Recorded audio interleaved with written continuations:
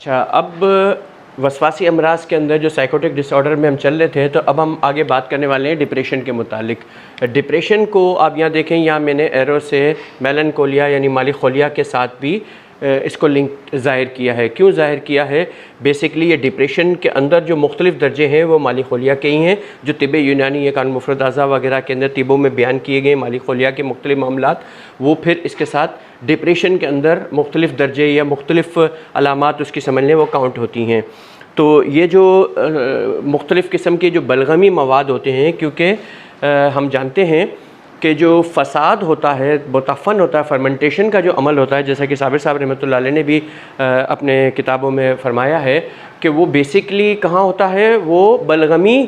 جو بلغم ہے، بلغمی مزاج کے اندر یا بلغمی رطوبات جو ہوتی ہیں اس کے اندر فساد پیدا ہو جاتا ہے، وہ فرمنٹیشن ڈیولپ ہوتا ہے وہ۔ اور چونکہ صفرا میں براہ راست فرمنٹیشن پیدا کیوں نہیں ہو سکتا؟ کیونکہ یہ خود دافع متفن مادہ ہے، یہ تعفن کو ختم کرتا ہے خود، تو جو چیز خود ختم کرتی ہے وہ خود کیسے متفن ہو سکتی ہے؟ اس طرح سودا ہے، اس میں بھی تعفن ڈائریکٹلی نہیں پڑ سکتا، لیکن جب بلغمی اخلاط کا اس کے ساتھ کہیں انٹریکشن ہوتا ہے، وہ بھی متفن مادے کا، تو وہ متفن چیز دوسری چیز کو بھی خراب کر دیتی ہے۔ جیسے کہ ہم اکثر مثالیں دیکھتے ہیں کہ کوئی چیز اگر خراب ہو گئی اور وہ صحیح چیز کے ساتھ بھی اگر اس کو مکس کر لیا جائے تو وہ صحیح چیز کو بھی خراب کر دے گی۔ تو اس طریقے سے صفراب کے اندر بھی تعفن آ جاتا ہے پھر، اور سوداوی جو مواد ہیں ہمارا، رطوبات ہیں یا اخلاط ہیں، اس کے اندر بھی فرق آ جاتا ہے، معاملہ بڑھ جاتا ہے۔ تو یہاں پر ہم ڈپریشن کے اندر دیکھتے ہیں کہ جو سودا جمیع البدن ہے، یہ اکثر ہم دیکھتے ہیں کہ یہ والی جو کنڈیشن ہوتی ہے ڈپریشن کی، یہ ہم نے دیکھا 5 سے 6 کے درمیان کے پیشنٹوں میں بہت زیادہ آئی ہے، یعنی کہ غدی اعصابی سے لے کر کے اعصابی غدی، یہ مزاج کے اندر۔ اور ہم نے پہلے بھی بار بار یہ بات ریپیٹ کر رہے ہیں کہ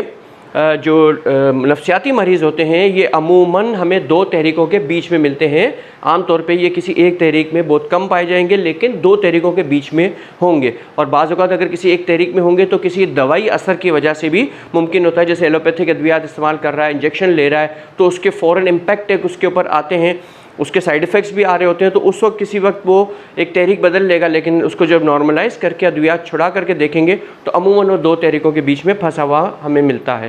اور اسی وجہ سے وہ صحیح پراپر ڈیسیشن نہیں کر پا رہا ہوتا۔ تو ڈپریشن اور میلنکولیا یعنی مالیخولیا کے اندر جو پیشنٹ عموماً ہماری تحقیق کے مطابق غدی اعصابی سے اعصابی غدی کے درمیان یہ پائے جاتے ہیں۔ اچھا، ایک اور چیز ہم نے پڑھی تھی، انڈوجینس ڈپریشن اور ری ایکٹیو ڈپریشن۔ انڈوجینس اور ری ایکٹیو ساتھیوں کو علم میں ہوگا، پیچھے ہم نے پڑھا تھا۔ انڈوجینس ڈپریشن کیا ہوتا ہے کہ ہمارے انٹرنل آرگنز کے اندر خرابی آئی، جیسے کہ ہم نے یہاں پڑھا، ہمارے دماغ کے جو احساس کے سسٹم ہے، حواس کے سسٹم ہے، اس سے جو ڈیٹا دماغ کو مل رہا ہے، اینالائز ہو رہا ہے، وہاں پر آرگنز میں یا نفسیاتی یا نفسانی طریقے سے ایک پرابلم کریٹ ہوئی، اور اس پرابلم کریٹ ہونے کے نتیجے میں، اس ڈس بیلنس ہونے کے نتیجے میں جو کیمیکلز ہیں ان کے درمیان جو ایک بیلنس تھا، وہ بیلنس خراب ہو گیا، کم زیادہ ہو گیا ہے، جو کہ ہم آگے پڑھنے والے ہیں، ڈیٹیل سے سمجھیں گے ایکچولی ہوتا کیا ہے۔ تو وہ اس کے نتیجے میں جو ڈپریشن کے اندر مریض چلا گیا، تو یہ کون سا کہلاتا ہے؟ انڈوجینس۔ تو ہمیں اپنے مریض کو یہ بھی آئیڈینٹیفائی کرنا ہوتا ہے کہ آیا یہ ری ایکٹیو ہے یا انڈوجینس۔ ری ایکٹیو ڈپریشن کون سا ہوتا ہے؟ ری ایکٹیو ڈپریشن وہ ہے جس کے اندر مریض کو بیرونی دنیا سے، بیرونی اس کی زندگی کے معاملات سے، معمولات سے اس کو کوئی قسم کا صدمہ پہنچا، کوئی اس کو انسیڈنٹ ایسا ہو گیا، کوئی اس کے پاس لاسز ایسے ہو گئے، کوئی اس کو ان ایکسپیکٹڈ اس کے ساتھ ایسا معاملہ ہو گیا جس کے اس نے اپنے دل پہ لے لیا، جیسے اکثر کہتے ہیں نا دل پہ لے لیا یا دماغ پہ بوجھ لے لیا، اور وہ خیالات تخیل اس کے دماغ سے نکل نہیں رہا، اور وہ اس کو ڈپریشن، انگزائٹی سے ڈپریشن کی طرف لے گیا، اور اس کو اس میں سے کسی سٹیج کے اوپر لے گیا، تو وہ کون سا ہوگا؟ ری ایکٹیو ڈپریشن۔ تو ہمیں ٹریٹمنٹ سے قبل سبب مرض بھی ہمیں یاد رکھنا چاہیے، تاکہ ان اسباب سے بھی مریض کو دور رکھا جائے۔ پتہ چلے جو چیز کا آپ علاج کر رہے ہیں لیکن اس کا وہ سبب اس سے دور نہیں کر رہے ہیں تو مریض ٹھیک نہیں ہو پاتا۔ تو ہمیں یہ یاد رکھنا ہے کہ پیشنٹ جو ہمارے پاس آیا ہے، خاص طور پہ سائیکولوجی کے اندر نفسیاتی مریض اگر کوئی آیا ہے تو یہ لازم اس کو پہلے آئیڈینٹیفائی اوپر ہی ہیڈ لائن پہ کر دیا کریں۔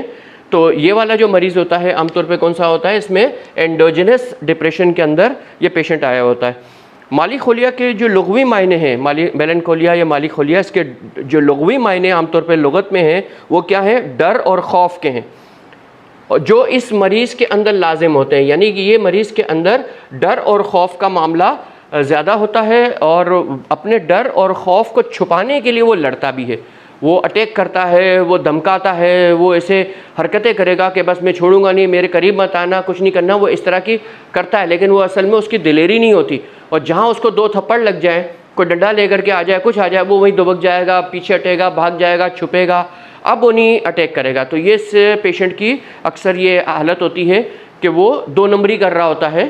تو جب اس کے سامنے ریزسٹنس آتی ہے تو وہ خود انسان کا بچہ جس کو کہتے ہیں نا بن کے کھڑا ہو جاتا ہے، تو پھر وہاں اس کا دماغ تھوڑا کام کر جاتا ہے کہ اب ڈنڈے پڑیں گے، یا اب کوئی میرے ساتھ مجھے انجیکشن لگا دیا جائے گا، یہ خطرناک دوائی ہے، یعنی جو اس کو ناپسند عمل ہوگا وہ اس کے ساتھ ہونا والا ہوگا، تو وہ پھر تھوڑا کام ڈاؤن ہو جائے گا۔ تو یہ بھی ہمیں ٹریس کرنا ہوتا ہے کہ کس مریض کس چیز سے ڈرتا ہے، کس چیز سے خوف کھائے گا۔ تو ان مریضوں کے اندر ایک اور نشانی بھی ہوتی ہے کہ ان کے اندر ڈر اور خوف بھی لازمی پایا جاتا ہے۔ اس کے علاوہ ان کے قواعد تخیلی وہ بھی فاسد ہو جاتے ہیں، جس کے نتیجے میں ان کی سوچ بگڑی ہوئی ہوتی ہے، اور وہ بگڑی ہوئی سوچ ہی اس کے اندر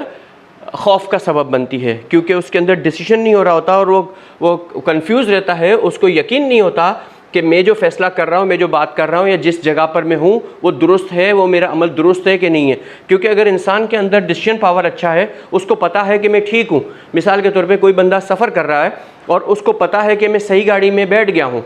ریل میں یا کوچ میں یا جس میں، تو اسے کوئی غم نہیں ہے، اس کو ڈر نہیں ہوگا کہ میں اپنی منزل پہ پہنچوں گا نہیں پہنچوں گا، اس کو یقین ہوگا کہ انشاءاللہ منزل پہنچ جاؤں گا۔ لیکن اگر اس کو یقین نہ ہو اور اگر وہ کسی غلط گاڑی میں بیٹھ جائے، تو آپ کیا سمجھتے ہیں کہ اس کو ڈر خوف نہیں رہے گا، پتہ نہیں میں صحیح گاڑی میں ہوں کہ نہیں ہوں، یہ وہاں جائے گی کہ نہیں جائے گی، اس کا کیا ہوگا کیا نہیں، اس طرح کی کوئی بھی آپ مثال خود بھی دیکھ سکتے ہیں کہ وہ ڈیسیشن پاور صحیح نہ ہونے کی وجہ سے یا اس کو علم نہ ہونے کی وجہ سے اس کے اندر خوف کا ایک مادہ بیٹھ جاتا ہے، جو کہ علاج کے نتیجے میں، صحیح علاج کے نتیجے میں ٹھیک بھی ہو جاتا ہے۔ اور یہ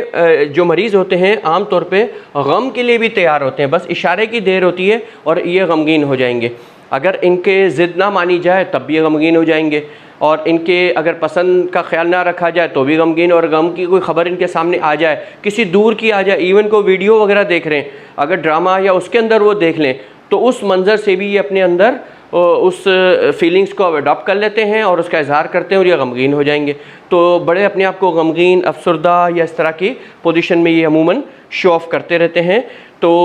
یہاں ہم ڈپریشن کے اندر چل رہے تھے، جس کے اسباب میں فاسد مواد کا سر میں جمع ہونا، یعنی وہی جو بلغمی مواد متفن ہم نے کہا، وہ دماغ میں رک کر کے، جو کہ عام طور پہ رسولی کا سبب بھی بن جاتا ہے، کبھی وہ چھوٹی رسولی ہوتی ہے، کبھی وہ بڑی رسولی میں بھی تبدیل ہو جاتی ہے، اور یہ اس طرح کی جو رسولیاں ہوتی ہیں عام طور پہ ایلوپیتھک میں آپریٹ کر کے آپریشن کے نتیجے میں نکالی جاتی ہیں۔ ہم نے خود بھی اس طرح کے آپریٹ کے اندر حصہ لیا ہے، آپریشن کے اندر، اور اس میں اوپن برین لے کر کے اور اس کے اندر رسولی کو آئیڈینٹیفائی کر کے رسولی ریموو کروائی گئی ہے، اور وہ سینسیٹیو پارٹ میں ہوتی ہے۔ اس میں ایک نیورو نیویگیشن ایک مشینز آتی ہیں جو کافی قیمتی ہوتی ہے، بہت مہنگی ہے، اور اس کو استعمال کیا جاتا ہے، اس کی پروپس کی مدد سے ایگزیکٹ لوکیشن پہ پہنچ کر کے وہاں سے رسولی کو ریموو کیا جاتا ہے۔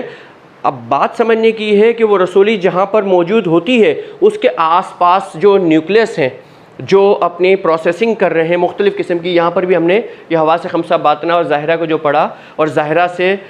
جب باطنہ سے ڈیسیشن کے لیے دماغ کے اندر پہنچ گیا اینالائزنگ سینٹرز کے اندر، تو وہاں مختلف جگہ مختلف نیوکلیس ہیں اپنے اپنے سینٹر پہ، جیسے ہمارے صوتی ہم سن رہے ہیں تو اس کو اینالائز کرنے کا سینٹر الگ ہے، ہم دیکھ رہے ہیں اس کا اینالائزنگ سینٹر الگ ہے، جو ہماری پریویس میموری سے اینالائز کر کے بتائے گا کہ یہ پروڈکٹ یا آواز یا پکچر یا جو کچھ بھی ہے، منظر، یہ ویل نون ہے یا نہیں ہے، اس طرح ذائقہ، سونگنے کی، اس تو چھونے کی، اس کو سب کو اینالائز ہوتا ہے۔ اب وہ کون سے اینالائزنگ سینٹر کے پاس وہ رسولی اگر ڈیولپ ہوئی ہے اور کتنی بڑی سائز میں ہوئی ہے اور اس کو کتنا اس فنکشن کو ڈس فنکشن کر رہی ہے، اس کے نتیجے میں اس کا وہ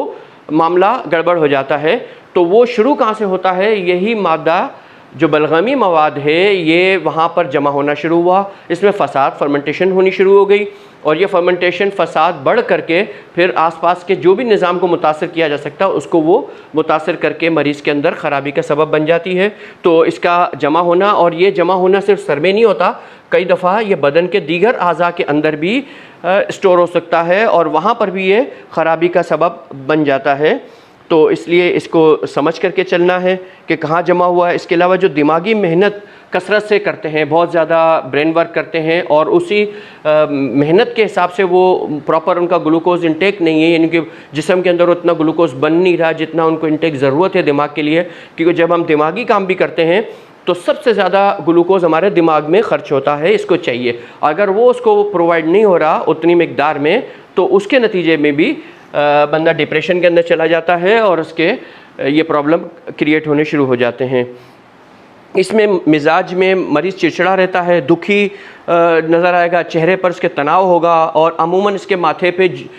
جو ہے وہ جھریاں ہوں گی, بل پڑے ہوئے ہوں گے, اور اس کا وہ اظہار کر رہا ہوگا, شکل دیکھتے ہی پتہ چل جائے گا. ان کی پلکیں بھی اکثر جھکی جھکی ہو رہتی ہیں, آواز ان کی دھیمی ہوگی, اور نا امید سے ہوں گے, کھوئے کھوئے رہتے ہوں گے, یعنی گفتگو میں کھوئے کھوئے. اور اکثر یہ جب 6 نمبر کے قریب مریض ہوتے ہیں تو ان میں یہ علامتیں اور بڑھنی چلی جاتی ہیں, یعنی کہ اعصابی غدی کی طرف وہ جیسے جیسے جا رہے ہوتے ہیں تو اس کے ڈپریشن کو مزید وہ بڑھانے کا اس کا سبب بنتے ہیں, کیونکہ وہاں خالص بلغمی رطوبات مزید اس کے پاس آ رہی ہیں جو اس کو تنگ کر رہی ہیں. اور یہ مختلف چیزوں کے کوئی بھی نقصان ہو جائے, کوئی گناہ ہو جائے خود سے یا کسی سے, یا کوئی اور پرابلم ہو جائے, ہر طرح کی چیزوں کو اپنے اوپر اڈاپٹ کرے گا اور اپنے آپ کو اس کا ذمہ دار ٹھہرائے گا. اور اپنے آپ کو ٹھہرانے کے بعد جب ذمہ دار اپنے آپ کو ٹھہرائے گا تو کس چیز کی کوششیں کرے گا؟ وہ سب سے زیادہ وہ کوششیں اٹیمپٹ کرے گا خودکشی کی.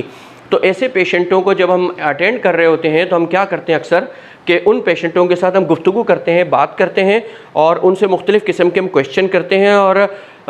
مختلف اس کے رشتہ داروں کے بارے میں, دیگر کے بارے میں باتیں کر کے, اور پھر اس کی ذہنی اس کا اندازہ کرتے ہیں کہ وہ کہیں نہ کہیں اپنے آپ کو مار دینے کی بات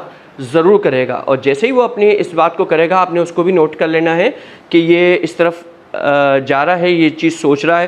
تو اس کو بھی آپ اس میں ڈپریشن شدید کے اندر لے لیں, اور پھر اس کے پلس اور دیگر چیزوں سے آئیڈیا کر کے کہ وہ یہاں فال کر رہا ہے تو جو علاج معالجہ ہے ہمارا اس کے مطابق علاج کریں گے. ان میں کمزوری بہت شدید ہوتی ہے, سر درد کی تو یہ اکثر شکایت کرتے ہیں, بھوک تو ظاہر ہے ان کی ختم, 5 سے آگے کا معاملہ بڑھ گیا, 6 کی طرف جا رہا ہے تو اس میں عمومی مریضوں میں بھی بھوک نہیں لگتی. سینے میں درد کی شکایت بھی یہ اکثر کرتے ہیں, اور ان سے جیسے ہی ہم پوچھتے ہیں کہ آپ کے سینے میں تو درد نہیں ہوتا تو فوراً یہ ان کا ماتھا ہلتا ہے کہ ہاں کبھی میں لیٹتے ہوئے یا کبھی میں بیٹھا ہوں تو مجھے سینے میں اور یہ ہمارے جو فرنٹ پارٹ ہے اس کے اندر کافی مجھے پین محسوس ہوتا ہے.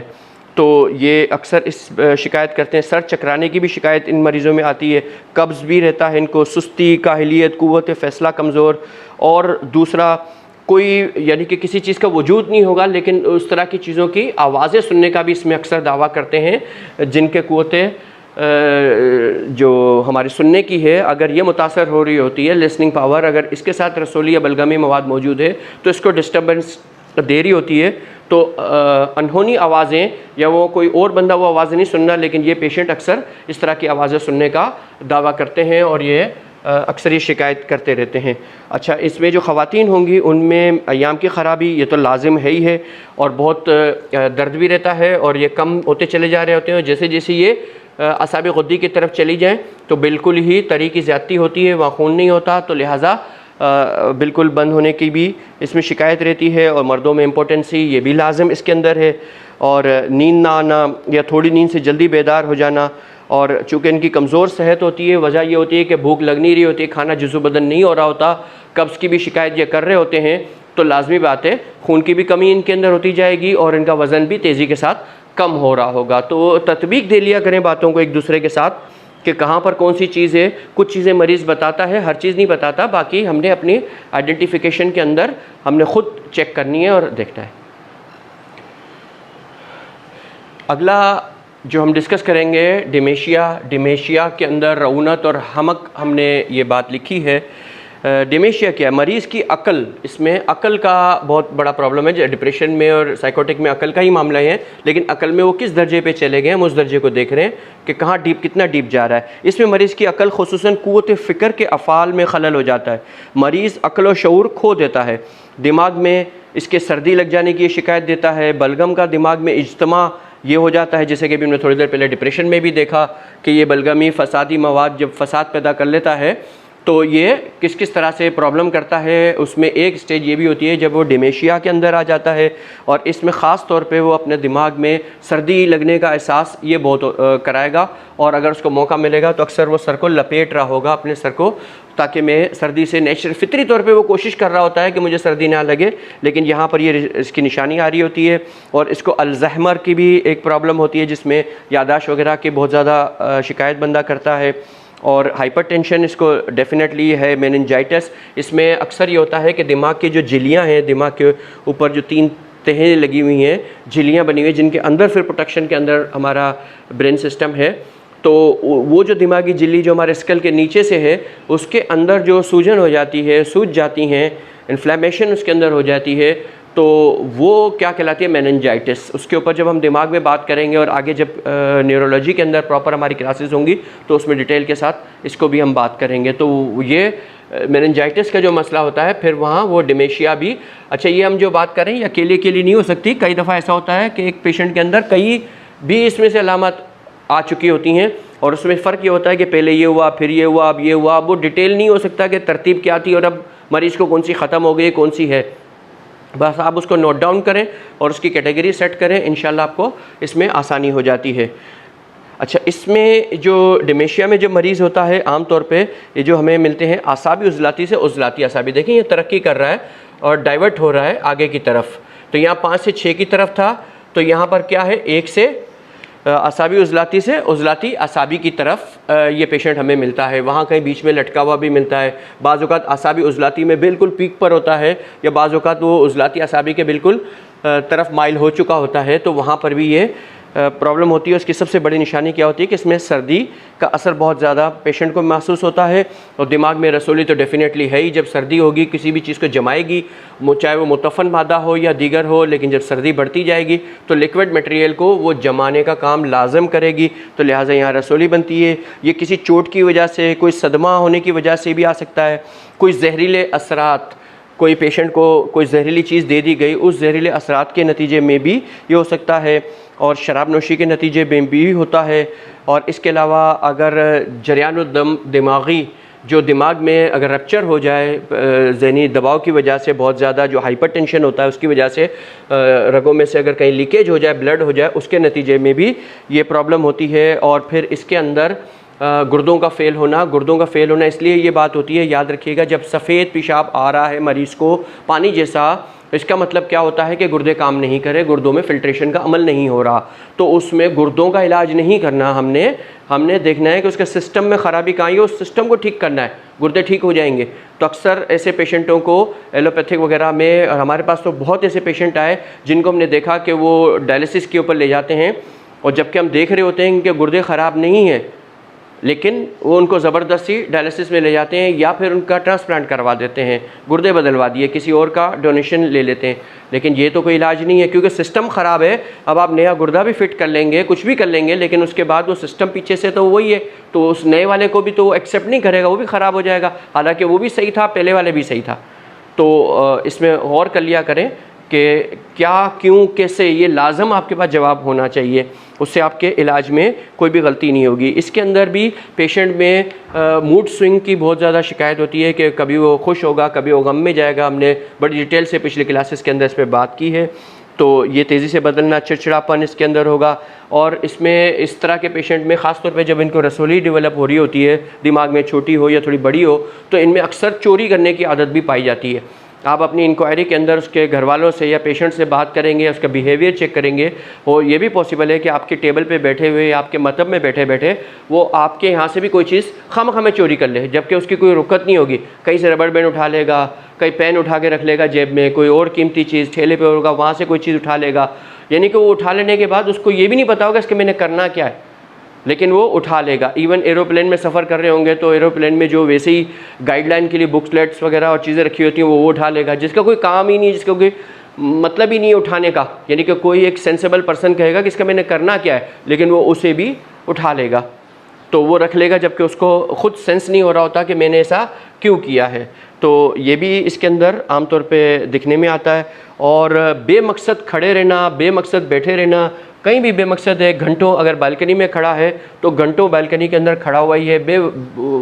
بے رکت. بعض اوقات ایسا ہوگا کہ رات بھر وہ کھڑا رہے گا. بھائی کیوں کھڑا ہوا ہے کوئی پتہ نہیں, اس کو تھکن کا بھی احساس نہیں ہو رہا تھا کہ میں تھک گیا ہوں, میں بیٹھ جاؤں یا کچھ کر لوں. یا اگر کہیں بیٹھا ہوا ہے اور اگر ایک مخصوص پوسچر بنا کے بیٹھا ہے تو گھنٹوں بیٹھا رہے گا. تو یہ بھی اس طرح کے پیشنٹس کے اندر عام طور پہ دکھنے میں آتا ہے. تو علامات ہم نے ساری اپنے پاس لکھنی ہیں, ان کو یاد کریں گے تو آپ کو آئیڈینٹیفائی کرنا بہت آسان ہو جائے گا. اور ان پیشنٹوں کے اندر چونکہ یہ سست, کاہل اور بہت زیادہ ہوتے ہیں تو ایک گندے بھی بہت رہتے ہیں. ان کی رہنے سہنے کی جگہ اگر آپ وزٹ کریں گے تو وہ بھی گندی ہوگی, ان کا بیڈ بھی گندا رہے گا, یہ خود بھی کوئی صفائی, کو منہ دھونا تک پسند نہیں کریں گے. لوگ گھر والے زبردستی ان کو منہ دھلوائیں گے یا ان کو نہانے کا کہیں گے تو ہوگا, ورنہ بمشکل کپڑے چینج نہیں کریں گے. تو اس طرح سے مختلف گندگی, بالوں میں کنگھا تک نہ کرنا, تو مختلف چیزوں سے آپ کو اندازہ ہو جائے گا اس کے رہن سہن کا, اٹھنے بیٹھنے سے, کہ وہ کس لیول میں ہے پیشنٹ. تو وہ بھی آپ کو ایک آئیڈینٹیفائی کرنے میں بہت آسانی ہو جائے گی کہ یہ پیشنٹ کہاں پر ہے. اور ان کی جو ہماری قریب کی یاداشت یعنی ریسنٹ میموری ہوتی ہے وہ بھی بہت زیادہ متاثر ہوتی ہے, کیونکہ دماغ میں جو ہمارا انالائزنگ سینٹر اور میموری سینٹر ہے, جہاں پر ہمارے میموری پاور ہوتی ہے, قوت حافظہ, وہ بہت زیادہ اس میں متاثر ہو رہی ہوتی ہے. تو یہ تینوں چیزیں اس کی بہت زیادہ متاثر ہو رہی ہوتی ہیں. تو مختلف قسم کے غیر اختیاری حرکات بھی ایسے پیشنٹس کے اندر اکثر دکھنے میں آتی ہیں. تو ان چیزوں پہ اگر غور کریں گے تو آپ کو یہ والا پیشنٹ بھی ڈیمینشیا کا بہت آسانی کے ساتھ آئیڈینٹیفائی ہو جائے گا. اچھا, ڈیلیریم کی طرف ہم آتے ہیں, اختلاط عقل. آگے ہم وسواسی امراض میں پوائنٹ وائز آگے بڑھ رہے ہیں. اس میں کیا ہوتا ہے کہ یہ الٹی سیدھی باتیں کرنا, ہذیان بکنا, اس لیے اس کی ہذیانی کیفیت اس میں بہت زیادہ ہوتی ہے. مریض وہ بکواس کر رہا ہوتا ہے, وہ باتیں کر رہا ہوتا ہے الٹی, جو ایک محفل کے اندر زیب نہیں دیتی, یا کوئی دوستوں میں بھی بعض اوقات وہ ایسی باتیں انسان نہ کرے جو محفل میں یہ باتیں کر رہا ہوتا ہے. یا الٹی پلٹی اگر کسی کے متعلق غیبت کرنا, برائی کرنا, اس کے متعلق میں جانتا ہوں, جبکہ اس کے اندر وہ فیل ہی نہیں ہوگا, یہ سب اس کا سیلف جنریٹڈ ہوگا, لیکن وہ ایسی باتیں کر جائے گا اور لوگ سن کر کے ایک ہی بات بولیں گے, اپنا منہ بند کرو, بکواس نہیں کرو, بات ہٹاؤ, یعنی اس کو مارنے دوڑیں گے. اس حد تک یہ بکواسی لیول کے اوپر چلا جائے گا اور اس طرح کی فضول باتیں اور ایسی فضول سوچ کو یہ اپنا کر کے رکھتا ہے, کیونکہ اس کے دماغ میں ہیجان ہوتا ہے بہت زیادہ, اور اس کا ذہنی توازن بہت لو لیول پہ کام کر رہا ہوتا ہے, جس کی وجہ سے یہ اس طرح کے ہذیان بکتا ہے. سودا جمیع البدن اس کے اندر کافی ہوتا ہے. متفن بلغم کا دماغ میں اجتماع, وہ ڈیفینیٹلی اس کے بنیاد کا آغاز اس بلغمی مواد سے ہی ہے. اور اسے یہ پیشنٹوں میں اس طرح کی حالت نمونیا شدید رہ جائے, اس کے نتیجے میں بھی دماغ پہ اثر ہو جاتا ہے. اور مختلف قسم کے جو وائرل فیور ہوتے ہیں بعض اوقات, وہ بھی مریض پہ اتنا زیادہ امپیکٹ ڈال جاتے ہیں, فرق ڈال دیتے ہیں اس کے دماغی معاملات کے اوپر, کہ وہ بھی بہت زیادہ پرابلم میں آ جاتا ہے اور ڈیلیریم تک کے اندر یہ چلا جاتا ہے. آئیڈینٹیفائی کرنا ہے کیوں ہوا ہے, یعنی انفیکشن کے نتیجے میں ہوا ہے, وائرل فیور کے نتیجے میں, نمونیا کے نتیجے میں, تو اس کو ہم نے دیکھ کے چلنا ہے. دماغ کے اندر سوزش اگر ہو جائے, سوزش دماغ, اس کے اندر انسیفلائٹس جس کو کہتے ہیں, وہ بھی اس کا سبب ہو جاتی ہے. اور اس کے علاوہ جو کنپھیڑے جس کو ممپس ہم کہتے ہیں, وہ بھی اس کا وجہ بن سکتی ہے. اس کے نتیجے میں بھی اس بیماری میں رہتے ہوئے بھی وہ ڈیلیریم اختلاط عقل کا شکار ہو سکتا ہے. اس لیے سبب مرض ہمیشہ ڈھونڈنے کی کوشش کریں, صرف علامات دیکھ کر کے تحریک میں فٹ نہ کر دیں. ہم آپ کو ساری چیزیں گائیڈ کر رہے ہیں آپ کو, تاکہ آپ کو الجھن نہ ہو, آپ کو ایک ایویڈنس مل جائے, ایک تحقیق مل جائے کہ جس کے نتیجے میں آپ کا فیصلہ درست ہو سکے. یہ اس پہ ریسرچ ورک ہم کرتے ہیں, محنت کرتے ہیں, پیشنٹوں کو کئیوں کو دیکھا ہے, ہم اپنے کولیگ ساتھیوں کے ساتھ مشاورت کرتے ہیں, پھر اس طرح کے نوٹس پوائنٹس ہم تیار کر کے پھر ویڈیو کے اندر کوشش کرتے ہیں کہ اس کو بیان کر دیں تاکہ محفوظ ہو جائے. دل تو ہمارا بڑا کرتا ہے کہ ہم کتابی شکل میں اس طرح کی باتوں کو ہم شائع کریں, لے کر کے آئیں, کافی سارے ہمارے پاس نوٹس بن جاتے ہیں, لیکن ہمارے PDF بنانے والوں کی بڑی مہربانی ہے کہ جو انہوں نے رائٹرز اور پبلشر کی حوصلہ شکنی کی ہے اور وہ کار خیر سمجھ کر کے, یہ بھی ایک دماغی مرض ہے اور اس طرح کے ہی پیشنٹ ہوتے ہیں, ڈیمینشیا, ڈیلیریم, اسی چیز کے اندر ہوتے ہیں, اور اپنے خود ساختہ ایک نئی سوچ لے کر کے چلتے ہیں, اور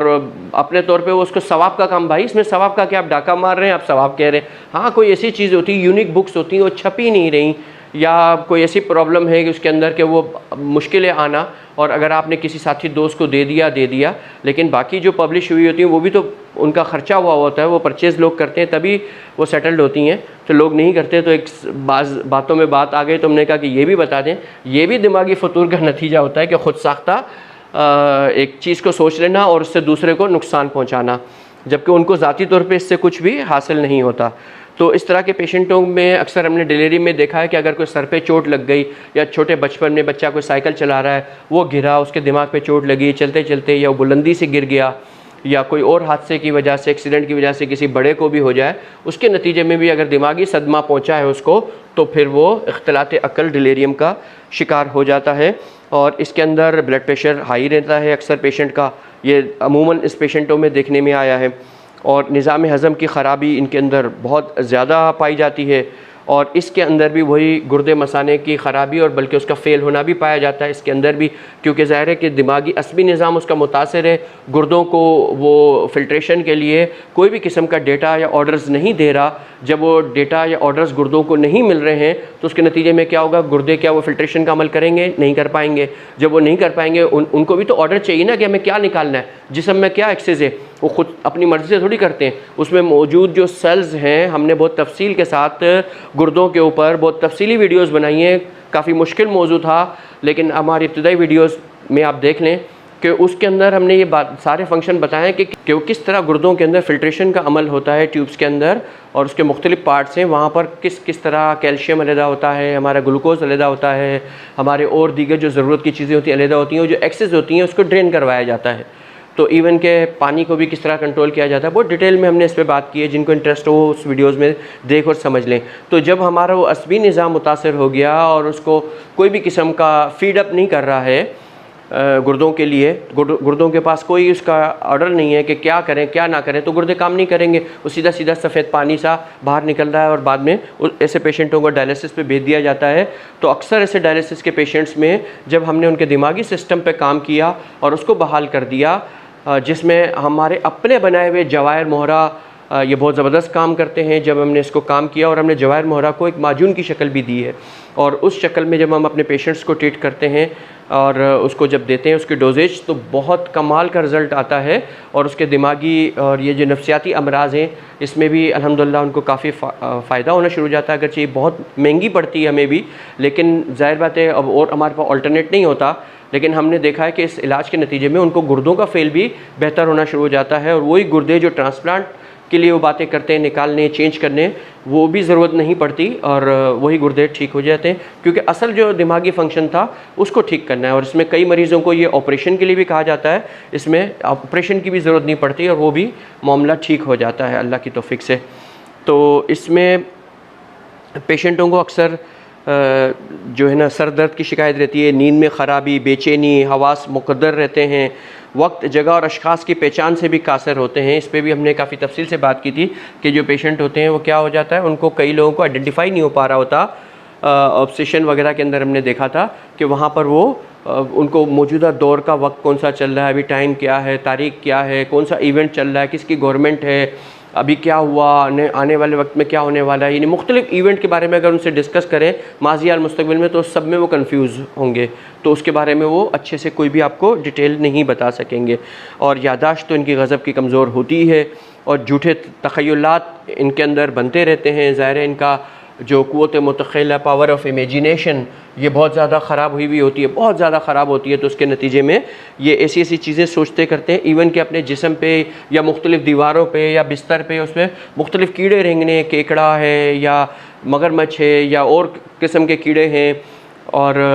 ان کا یہ اظہار اکثر کرتے رہتے ہیں۔ کچھ بھی نہیں ہو تو چیونٹیوں کا ضرور یہ بات کریں گے کہ چیونٹیاں رینگتی رہتی میرے جسم پہ، میرے کپڑوں میں، میرے بستر میں بہت زیادہ چیونٹیاں ہیں۔ ایون کہ اس میں ایسے پیشنٹ بھی ہوتے ہیں جو اپنے سر میں بھی چیونٹیوں کی شکایت کرتے ہیں کہ میرے سر میں چیونٹیاں ہیں، اور جس کی وجہ سے بار بار وہ بالوں میں انگلیاں ماریں گے، بیٹھیں گے، ہلائیں گے، تو ایک ایسی عجیب فضول یہ حرکت کر جاتے ہیں، حالانکہ ایسا ہوتا کچھ نہیں ہے۔ اور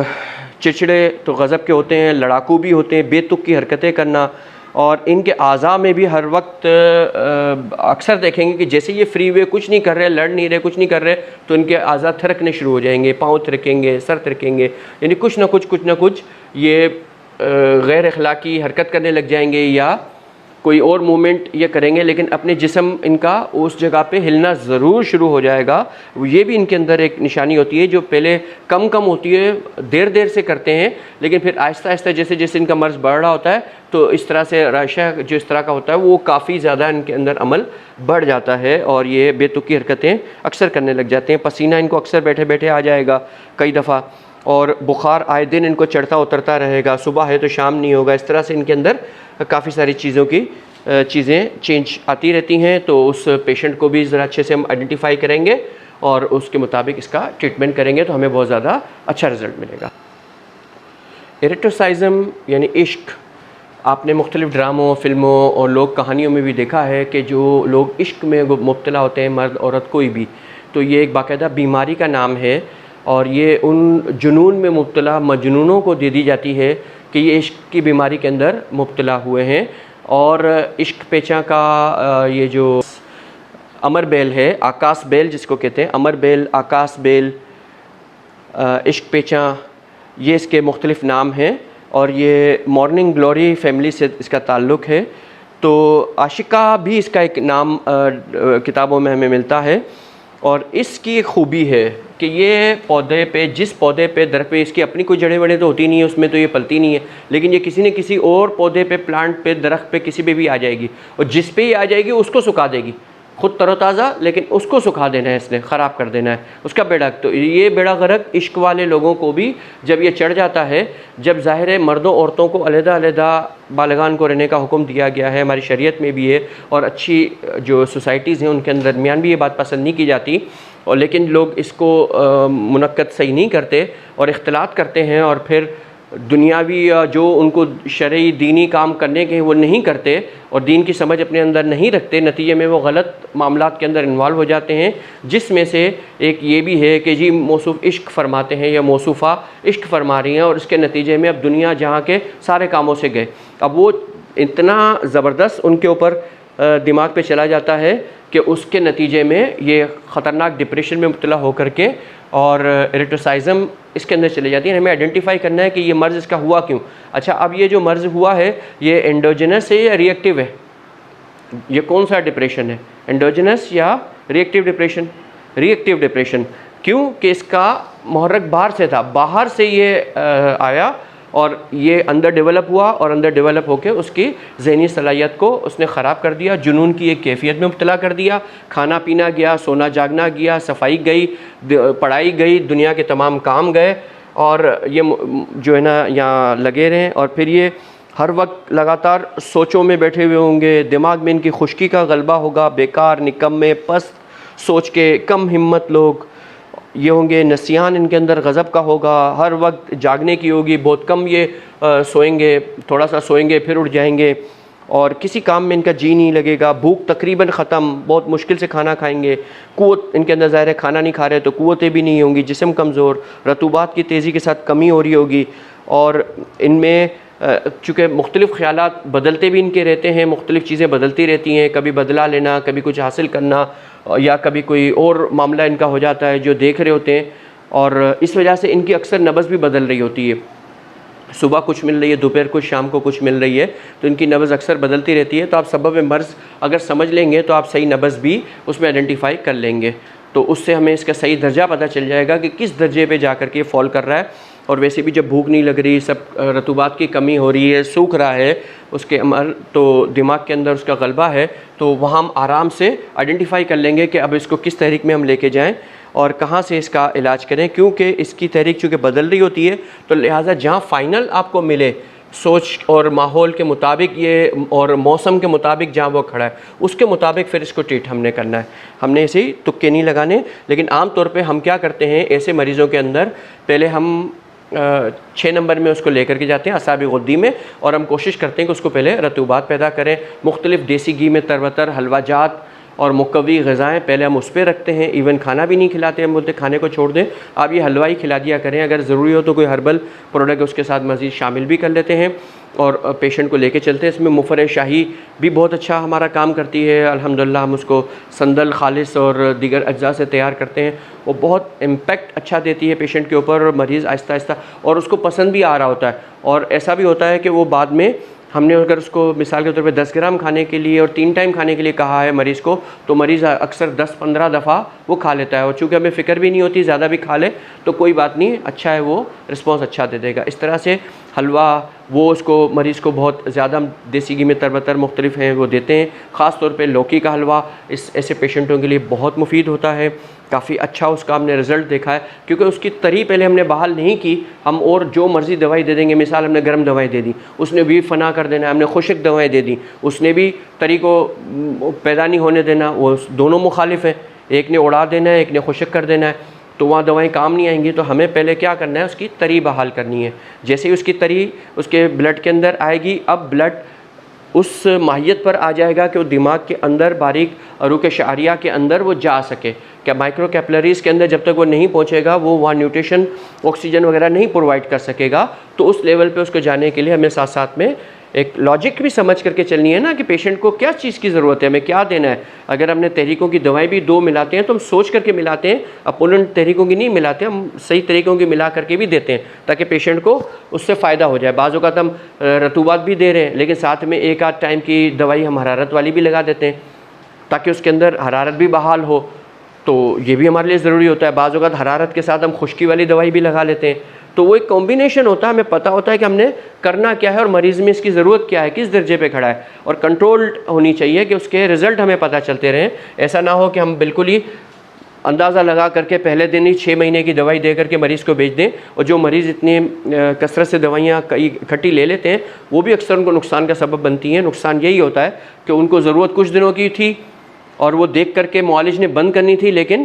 پیشنٹ اور معالج کی جو ہے نا غلط ڈیسیژن کی وجہ سے وہ زیادہ وقت وہ دوائی کھا لیتا ہے, جس کے نتیجے میں نئے نقصانات اس سامنے آ جاتے ہیں. تنہائی پسند تو بے شک یہ ہوتا ہی ہے, شعر و شاعری بھی ان کے اندر بہت زیادہ پیدا ہو جاتی ہے. ایسے پیشنٹوں کو آپ اکیلا چھوڑیں گے تو ان کے لیے بہت نقصان دہ عمل ہوتا ہے. ایسے پیشنٹوں کو صفائی ستھرائی کے ساتھ ساتھ بدن پہ مالش مساج کرانے کا عمل بھی روغن بادام وغیرہ کے ذریعے سے وہ کرانے سے بھی ہم نے دیکھا ہے کہ بہت اچھا ایک فائدہ ملتا ہے. سر پہ لگانے کے لیے بھی کچھ روغن وغیرہ تیار کیے جاتے ہیں, وہ روغن بھی ہم لگوا لیتے ہیں, جس سے وہ پیشنٹ ایگریسو بہت زیادہ ہو رہا ہوتا ہے تو کام اینڈ ڈاؤن ہو جاتا ہے, جس کے نتیجے میں بھی ہم بہت اچھے سے سکسیس حاصل کر لیتے ہیں. اچھا, اب ہم آتے ہیں اسکیزوفرینیا کی طرف. مالی خلیہ سوداوی, یہاں پر ہم نے مالی خلیہ صفراوی جنون بتایا تھا, ساتھ کہا تھا کہ یہاں پر مالی خلیہ سوداوی ہے. اسکیزوفرینیا یہ عام طور پہ مریض اس میں 2 اور 3 نمبر تحریک یعنی کہ عضلاتی اعصابی سے عضلاتی غدی کے درمیان یہ مرض لے چکا ہوتا ہے. اور پھر بعض اوقات ایسا ہوتا ہے کہ وہ علاج کے نتیجے میں کسی چیز میں ہمیں مریض دیکھتے ہیں تو وہ 4 نمبر کے مقام پہ ہمیں اس کو ملتا ہے, لیکن کئی دفعہ نبض پہ آپ غور کریں گے تو ہمیں اس میں 2 نمبر نبض کی علامت مل رہی ہوگی, یعنی 2 شدید ہوگی, لیکن کبھی کبھی وہ نیچے تھوڑی سی دبی ہوئی محسوس ہوتی ہے. لیکن تھوڑی سی آپ ایفرٹ کریں گے یا اس کو جو دوائیاں کھا رہا ہے وہ چھڑوا دیں گے تو نبض دوبارہ 2 یا 3 نمبر تحریک کو آپ کو آئیڈینٹیفائی کرا رہی ہوگی. لیکن بہتر یہ ہے کہ مریض آپ کو جہاں ملتا ہے اس کو دیگر علامتوں سے میچ کر کے بار بار ہم یہ تلقین کرتے ہیں کہ صرف ایک چیز چند علامات دیکھ کر کے تحریک کا حکم نہ لگائیں, بلکہ مزید غور و فکر کریں, کیونکہ تشخیص ہی آپ کی کامیابی کی ضامن ہے. صحیح تشخیص خود بخود آپ کو کامیابی پہ لے جائے گی, کیونکہ آپ نے جو دوائی دی وہ اگر آپ نے سستی دی مہنگی دی سب ضائع ہے اگر آپ کی تشخیص نہیں ہے. تو تشخیص کو کامل کریں, اور تشخیص کے لیے ان پوائنٹس کو غور سے سمجھا کریں. اسکیزوفرینیا میں عام طور پہ جو ہمیں پیشنٹ ملتے ہیں وہ 2 سے 3 نمبر تحریک میں بھی ہمیں ملتے ہیں, لیکن وہ 4 نمبر میں بھی بعض اوقات ٹچ کر جاتے ہیں, کیونکہ تحریک اگر آگے بڑھ رہی ہے. یہ ہم نے دوبارہ بات کو ریپیٹ کر دیا ہے. انسانی خیالات چونکہ اس میں پھسلتے ہیں, پھسلن ہوتی ہے, تو اس لفظ کا جو مطلب بنتا ہے وہ یہی بنتا ہے دماغ کا پھسلنا یا دماغی خیالات کا پھسلنا. ٹھیک ہے. اچھا, اس میں قوت فکر, مزاج, برتاؤ وغیرہ اس حد تک فاسد ہو جاتے ہیں کہ وہ اپنے آپ کو اپنے ہی عزیزوں سے بچاتا ہے کہ اسے یعنی کہ اس کے ساتھ اس پیشنٹ کے ساتھ خوبی یہ ہوتی ہے, جیسے ہم نے پڑھا تھا باقی اس کے اندر کہ وہ اپنے آپ کو مارنا چاہ رہا ہوتا ہے, خودکشی کرنا چاہ رہا ہوتا ہے, اس میں وہ کسی اور کو مارنا چاہ رہا ہوتا ہے. کوئی ایک بندہ یا ایک سے زائد بندے وہ اس کو ذہن میں بیٹھ جاتے ہیں کہ یہ مجھے قتل کرنا چاہتے ہیں, یہ مجھے مارنا چاہتے ہیں, اور وہ ان سے بچ رہا ہوتا ہے, ڈیفینس سوچ رہا ہوتا ہے, اور ہر وقت اس فکر میں ہوتا ہے یا قتل نہیں کرنا چاہ رہا تو نقصان یہ مجھے دینا چاہتے ہیں, میری جائیداد کھا لینا چاہتے ہیں, اگرچہ اس کے بعد جائیداد نہ بھی ہو یا نہ ہو کچھ بھی, لیکن اس کو یہ فکر ہوتی ہے. یا اس نے کوئی چیز اپنی چھپا کر کے جمع رکھی ہوئی ہے اور کہے گا یہ میری اس چیز کے فکر میں ہے, یہ لے جانا مجھ سے چاہتے ہیں, جبکہ وہ 2 کوڑی کی بھی ہو سکتا ہے, قیمتی بھی ہو, لیکن اپنے آپ کی دشمنی ضرور وہ ظاہر کرے گا کہ یہ مجھے مارنا چاہتے ہیں۔ تو جب آپ ایسے پیشنٹوں پہ آپ کو شک لگے اور اسکیزوفرینیا میں اور خاص طور پہ عضلاتی نبض اگر آپ کو مل رہی ہے تو اس پیشنٹ کے ساتھ ڈسکشن کے اندر آپ ایسے ہی اور اکیلے میں بات کریں تو آپ کو پتہ چل جائے گا باتوں باتوں میں، آپ اس کے ساتھ بڑی چلاکی کے ساتھ گفتگو کریں گے اور اس کے رشتہ داروں پہ، دوستوں میں، پڑوسی سے بات کرتے ہوئے، اور یہ آپ اس کو کوئی بھی جملہ کہیں گے نا، وہ آپ کے جملے کو ایسے کو کیچ کرے گا اور بتائے گا میں بھی یہی کہہ رہا ہوں، یہ فلاں میرا دشمن ہے، وہ میرے خلاف ہے، وہ نہیں چاہتا ہے کہ میں ایسا کروں، تو وہ یہاں پر آپ کو بتا دے گا کہ وہ کہاں فال کر رہا ہے۔ اس کی یہ اہم نشانیوں میں سے ایک بڑی نشانی ہے کہ وہ کسی نہ کسی کے بارے میں اپنے آپ کو سمجھے گا کہ وہ میرا دشمن ہے۔ اور اس میں ایسے پیشنٹ بھی ہوتے ہیں بعض اوقات وہ اپنے لیے مختلف قسم کے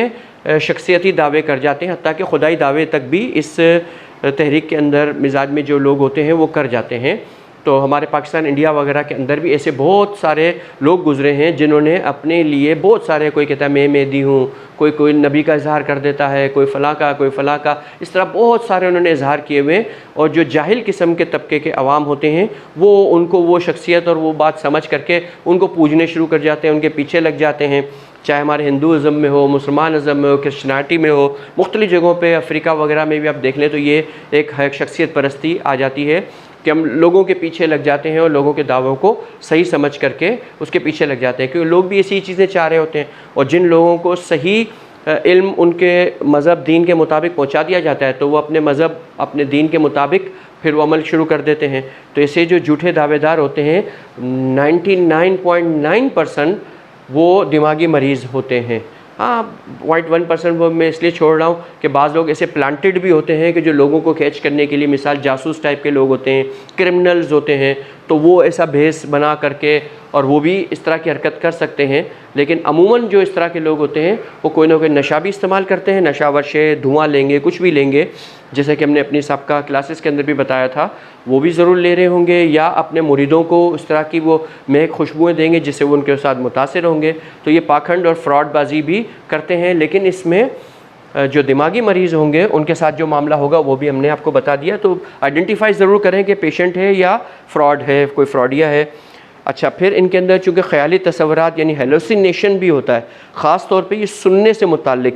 مریض کو لگے گا کہ کوئی خاص جو ہے نا آواز جو ہے وہ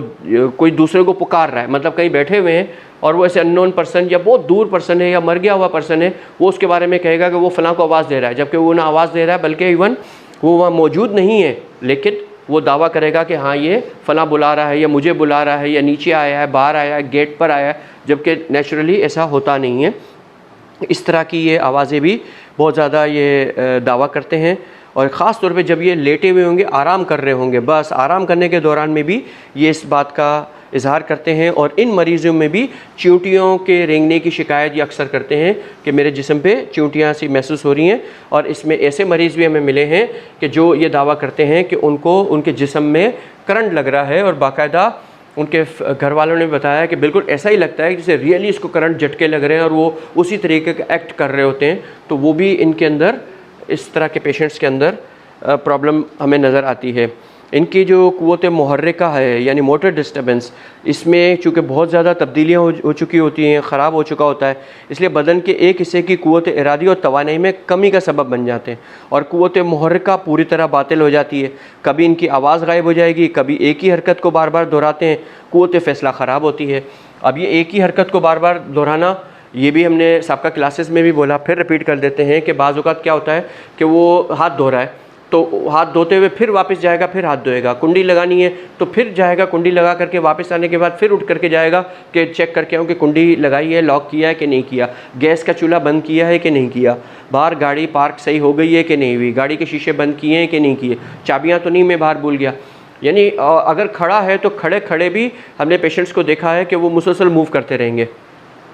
پھر ایسے موو کر جائیں گے، یعنی کسی بھی سمت میں اگر موو کر رہے ہیں، اگر جھک رہے ہیں تو تھوڑی دیر میں جھکیں گے، پھر اٹھ جائیں گے، پھر بھول جائیں گے، پھر ان کو یاد دوبارہ ریکال ہوگا کہ پھر جھکنا ہے، پھر وہ جھک جائیں گے، پھر واپس کھڑے ہو جائیں گے، اور گھنٹوں یہ عمل کر لیں گے۔ اگر کوئی اسپٹنگ کر رہا ہے، تھوک رہا ہے، تو وہ تھوکنے کا عمل جاری رکھے گا، اس کو لگے گا میرے منہ میں کوئی کچرا یا کوئی چیز آئی ہے، اسے میں تھوک کے ختم کر دوں، اور وہ تھوک لیتا ہے، لیکن پھر اس کو یاد آتا ہے کہ پھر ایسا ہی احساس دوبارہ آتا ہے، پھر وہ تھوکتا ہے. دیکھنے والوں کو بھی ایک عجیب سا برا سا لگتا ہے. بعض کوئی اپنے سر کو جھٹک رہا ہوتا ہے اور ایسے عجیب سے طریقے سے سر جھٹک رہا ہوتا ہے، بعض اپنی زبان اسے باہر نکال لیتے ہیں، عجیب عجیب سی شکل منہ بنا لیتے ہیں، اور اس عمل کو بعض اوقات وہ اتنا ریپیٹ کرتے ہیں کہ دیکھنے والوں کو، بیٹھنے والوں کو وہ بیٹھنا اجیرن کر دیتے ہیں. تو یہ بھی اسکیزوفرینیا کے پیشنٹس کے اندر اس طرح کی علامات ہوتی ہیں. ہمیں اس کو بھی صحیح جگہ فال کریں تو ہم اس کو اچھا رزلٹ لے سکتے ہیں. اس اسکیزوفرینیا کے پیشنٹس کے اندر بھی جو میں نے بتایا کہ جو اگر جواہر مہرہ پہ صحیح لوگ محنت کریں، وہی جو ہمارا قدیم نسخہ ہے اس کو بنائیں، تو یہ جواہر مہرہ آپ دیگر ادویات کے ساتھ ملا کر کے، جیسے ہم بھی کمبینیشن میں اس کو سیٹ کرتے ہیں، اور اس کو سیٹ کرنے کے بعد ہم جب چلاتے ہیں تو غضب کا رزلٹ ہم لیتے ہیں. مریض بہت جلدی قابو میں آنا شروع ہو جاتا ہے، اور ایلوپیتھک ادویات کے سائیڈ ایفیکٹ جو بھی ہم نیکسٹ کلاس میں بات کرنے والے ہیں، وہ اس کے اندر وہ چیزیں بھی ان کی ختم ہونی، بہتر ہونی شروع ہو جاتی ہیں. اور اگر ایلوپیتھک ادویات اس نے استعمال نہیں کی ہیں تو ہماری یہ ہربل دوائیاں بہت کمال کا رزلٹ دیتی ہیں. بس مہنگی بہت ہیں، اس کا ہم کچھ نہیں کر سکتے، لیکن لمبے علاج سے تو بہتر ہے کہ تھوڑا سا مہنگا علاج برداشت کر لیا جائے. رزلٹ اچھے آتے ہیں، صحیح دیکھ کر کے کیا جائے تو اس میں بہت زیادہ ہمیں جلد سے جلد فائدہ ہو جاتا ہے. تو تقریباً ہم نے اہم ضروری باتیں اس میں یہاں بیان کر دی ہیں. تو آگے ہم انشاءاللہ تعالی مزید اگلی کلاس کے اندر ہم مزید نیکسٹ اور چیزوں کو بیان کرتے ہیں انشاءاللہ. تو تھوڑی دیر کا وقفہ لیتے ہیں انشاءاللہ، وقفے کے بعد پھر حاضر ہوتے ہیں.